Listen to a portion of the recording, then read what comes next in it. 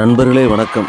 நீங்களும் இந்த வீடியோவை இன்டர்நெட்டில் பார்த்திருப்பீர்கள். இந்திய பெண்களுக்கும் வெளிநாட்டு பெண்களுக்கும் இடையே ஒரு கயிறு இழுக்கும் போட்டி நடைபெறுகிறது. ஒரு பக்கம் வெளிநாட்டு பெண்கள் இழுக்கிறார்கள், மறுபக்கம் நம் நாட்டு பெண்கள் இழுக்கிறார்கள். இதில் யாருக்கு அதிக பலம் இருக்கிறது என்பதை பார்ப்பதுதான் விஷயம். போட்டி வெளிநாட்டு பெண்கள் ஜெயித்து விடுகிறார்கள், அவ்வளவுதான். சொல்லவா வேணும்? கமெண்ட் செக்ஷனில் கிராமத்து மக்கள் வாலியாக நெய் சாப்பிடுகிறார்கள், தயிர் சாப்பிடுகிறார்கள், பால் குடிக்கிறார்கள் என்று கொட்டி தீர்த்து விட்டார்கள்.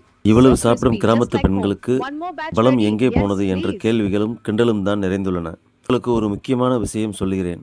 ஒரு மனிதனுக்கு பலம் என்பது வெறும் நெய் மற்றும் பாலால் மட்டும். இந்தியாவில் காலை முதல் மாலை வரை நாம் கார்போஹைட்ரேட் மீதுதான் கவனம் செலுத்துகிறோம். காலையில் பொங்கல், இட்லி, தோசை வேண்டும், சாதம் வேண்டும், அதுவும் சாம்பார் ஊற்றி ஒரு முறை, ரசம் ஊற்றி ஒரு முறை, தயிர் ஊற்றி ஒரு முறை, சைடிஷ் தனி. யோசித்து பாருங்கள், நாம் எவ்வளவுதான் புரோட்டீன் சாப்பிடுகிறோம். ஒருவருக்கு வயிறு பெருத்து விட்டால் நல்ல வசதியான விட்டு பிள்ளை, சாப்பிட்டு வந்த வயிறு என்று பெருமையாக சொல்கிறார்கள். இதனால் தான் இன்று இந்தியா உலகின் இதய நோய் தலைநகரம் என்று அழைக்கப்படுகிறது. வெளிநாட்டினர் புரோட்டீன் உணவுகளை அதிகமாக கவனம் செலுத்துகிறார்கள், சாப்பிடுகிறார்கள்.